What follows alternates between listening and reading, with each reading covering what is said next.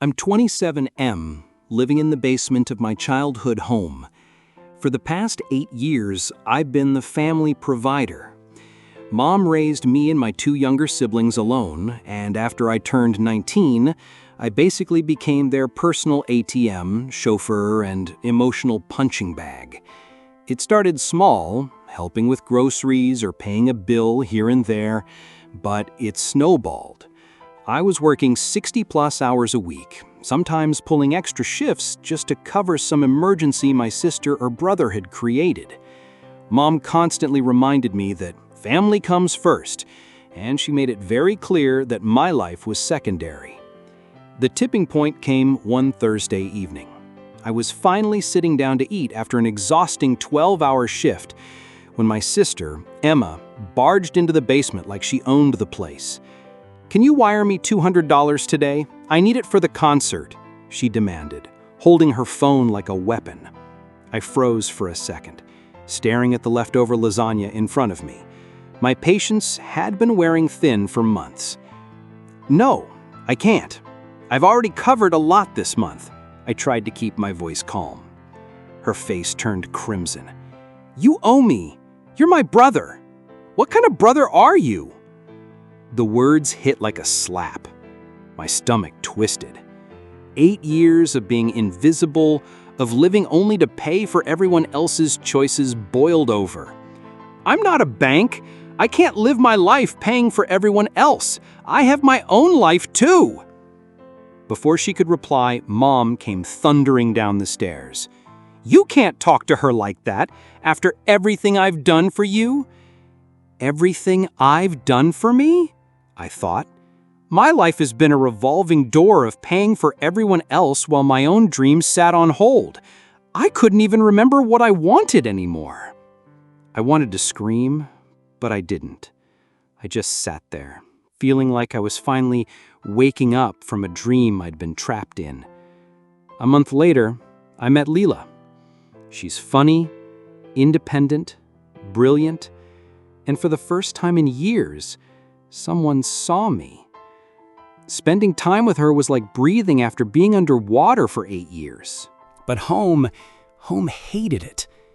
The second she walked in the house with me for the first time, I could see the judgment on Mom's face. "You're bringing a girl over during the week? Don't you have bills to pay?" Mom said. "I've paid all the bills," I said. "I can have a night off. I can see a friend." My sister rolled her eyes. "Oh, now he has time for her? Cool. What about my plans next weekend?" My brother muttered under his breath. "Yeah, I guess we're not important anymore." It was like someone poured gasoline on my frustration. I realized that my life wasn't just about money.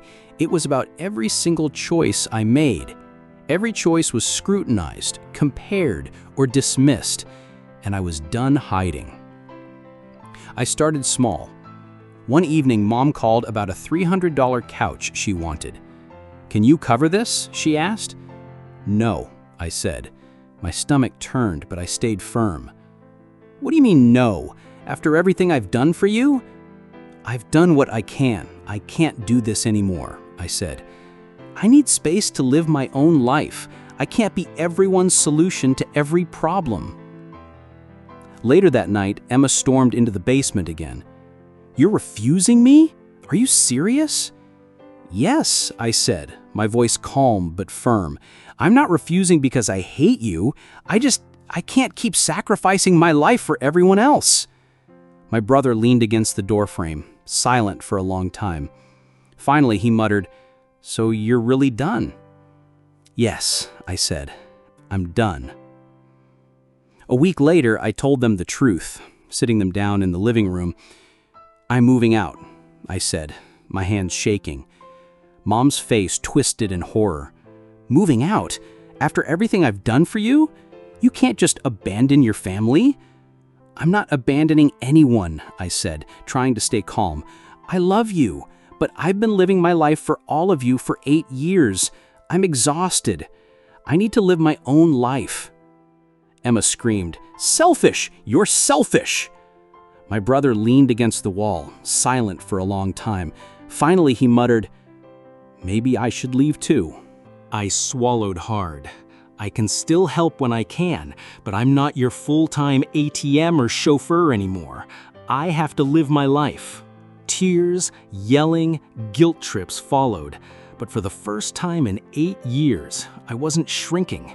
I wasn't apologizing. I was claiming a piece of my life that had been stolen from me. After I told them I was moving out, the house didn't magically become peaceful.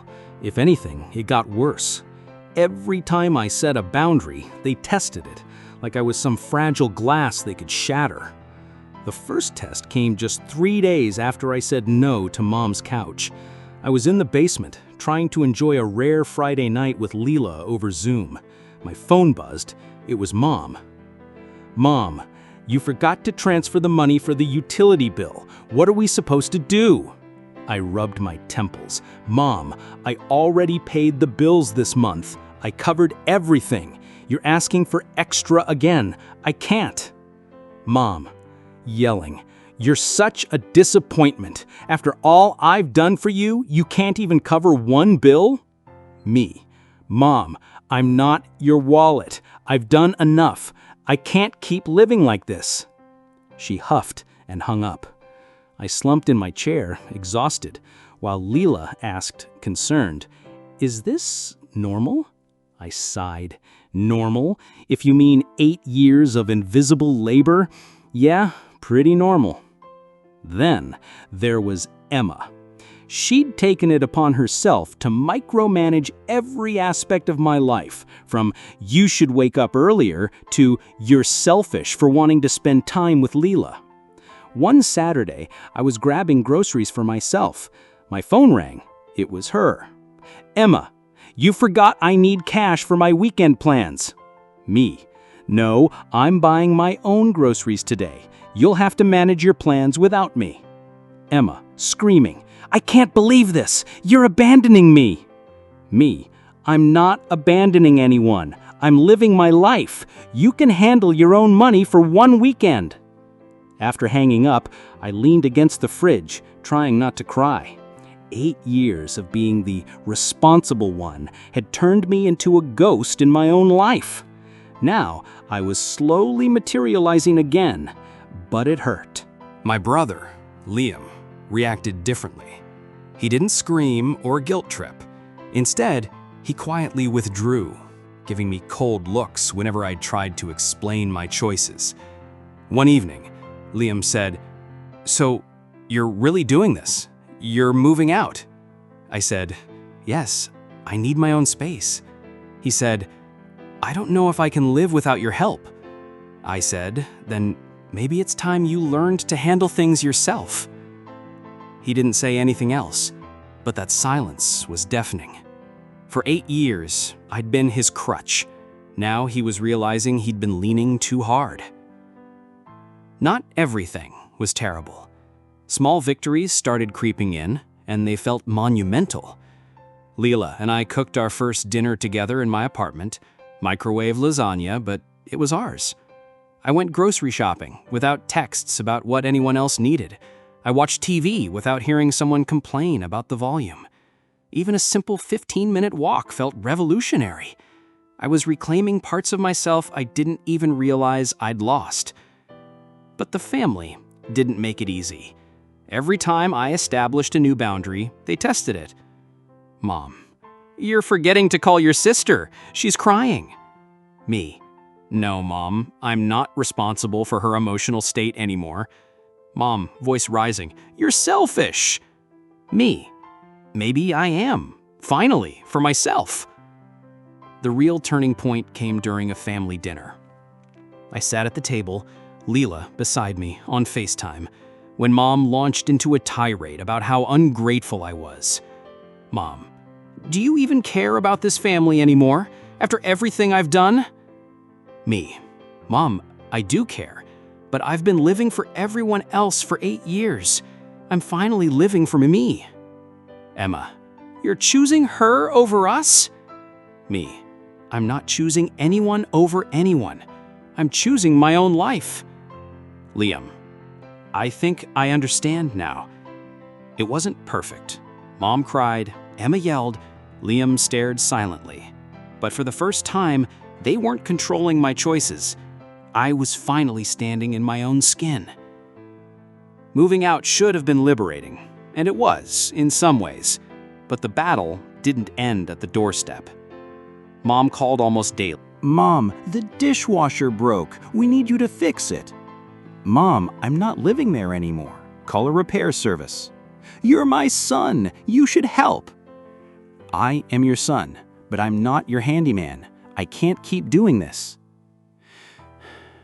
After hanging up, I sank onto my couch and laughed bitterly. I didn't realize freedom came with so many calls. Lila chuckled through FaceTime. You're doing the right thing, she said. You've been their entire world for 8 years. Now you're your own world. Emma, however, took a more direct approach. She started showing up unannounced. One Friday evening, as I was unpacking groceries, there was a knock. Me? Emma, you can't just come in. Emma, ignoring me. I need help with my phone. It won't work, and Mom said you should fix it. I'm not fixing your phone. Emma, dramatic gasp. You're so selfish. After everything you've done for me, you won't even help me with a phone. I helped you for years, Emma. I can't do everything anymore. You need to try it yourself. She stomped off, muttering something about ungrateful and family betrayal. I closed the door and sat down with a deep breath, finally feeling the faint glow of independence. Meanwhile, Liam had begun to realize he'd relied on me too much.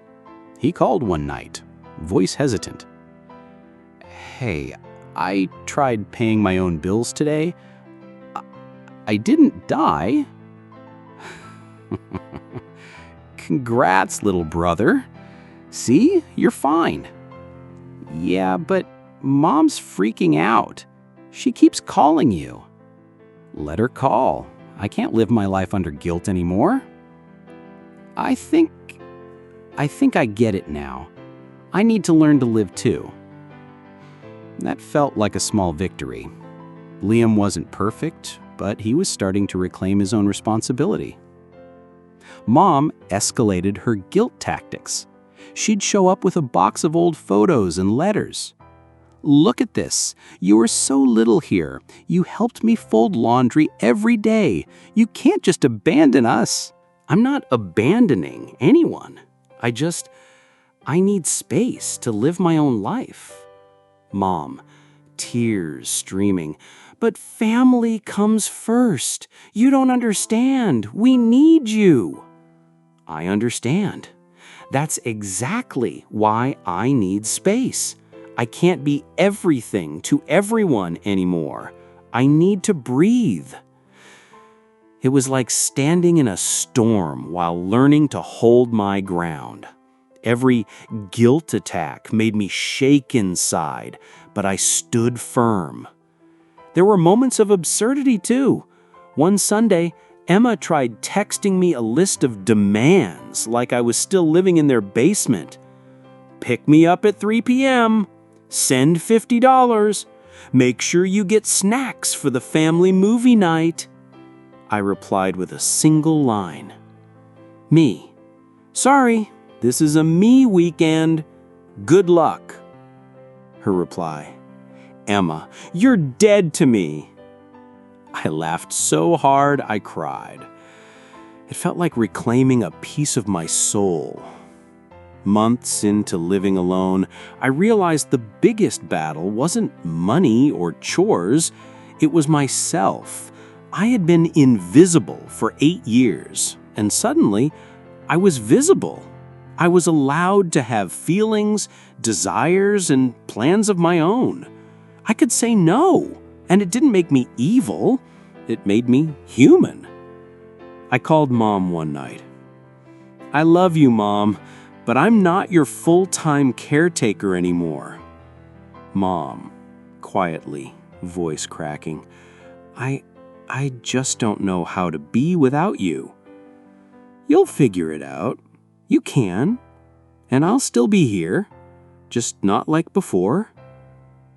Even though the guilt was heavy, I felt relief. I was finally standing in my own life. It all came to a head one Saturday evening. Mom, Emma, and Liam all showed up at my apartment unannounced, armed with guilt, tears, and proof that I had abandoned them. "Mom!" Arms crossed, glaring. "We've been patient, but this moving out thing, it's too much. You're our son." Emma, dramatic, waving her phone. "You're ignoring me. I need help." Liam, hesitant, looking between us. I don't know what to say. I stood in the doorway, hands on my hips. Leela sat on the couch behind me on FaceTime, silently encouraging me with a thumbs up. Me, I love you all, but I can't keep living my life for everyone else. I have my own life, my own responsibilities. I'm not abandoning you, I'm reclaiming my life. Mom, voice cracking, tears falling. Reclaiming your life?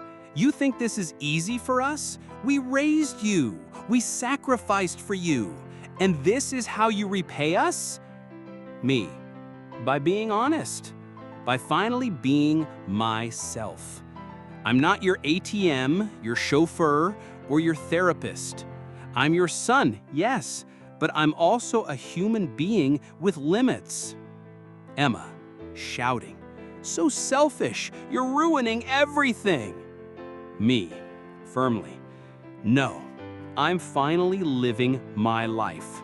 You'll survive. You'll figure things out without me handling everything." For a long moment, no one spoke. Mom sniffled, Emma glared, and Liam just stared. Leela, softly through FaceTime, "He's right. You're strong enough to do this on your own." Over the next few weeks, they tried everything to pull me back in. Emma sent constant texts, Mom called multiple times a day, and even Liam occasionally asked me to just do this one thing. One evening, Emma texted, "I can't believe you. Family means nothing to you." I replied calmly, "I love you. That's why I'm taking care of myself. I can't pour from an empty cup." Then she tried something new, manipulating Liam. Emma, to Liam, whispering, "Tell him he's being cruel. Make him feel guilty. Make him come back." Liam, finally standing up to her, "No, I get it now. He's living his life. We all have to." It felt surreal. The siblings who once relied on me for everything were slowly learning responsibility and boundaries. There were small, absurd victories too. One weekend, Mom tried to drop off a family dinner at my door without asking. I answered the door holding a bag of microwave noodles. Me, "Thanks, Mom. I already have food, but feel free to enjoy your dinner at your place." Mom huffed and muttered, ungrateful. I laughed so hard I cried. Leela cheered me on through FaceTime. It wasn't perfect. They still tried, but every failed attempt reinforced my independence. Months passed, slowly things settled into a new rhythm. I still helped when I could, but I had boundaries, and my family had to respect them. Mom called less frequently, and Emma stopped texting constantly. Liam occasionally asked for advice, but it was different now. He approached as a peer, not a dependent. One evening, I sat on my balcony with Leela. "Leela, look at you. You actually did it. You survived the storm." Me, "It didn't feel like surviving at the time. It felt like screaming into a wall. But now, I finally feel alive." She leaned on my shoulder through the screen. "You deserve it." And I finally believed her. Standing my ground had been the hardest thing I'd ever done. 8 years of being invisible had taught me to hide, to comply, to sacrifice. But reclaiming myself meant learning to say no, to endure guilt and tears, and to risk being labeled selfish. In the end, my family didn't change overnight. but I did. I discovered that boundaries aren't betrayal, they're survival. And for the first time, I felt like I truly belonged to myself.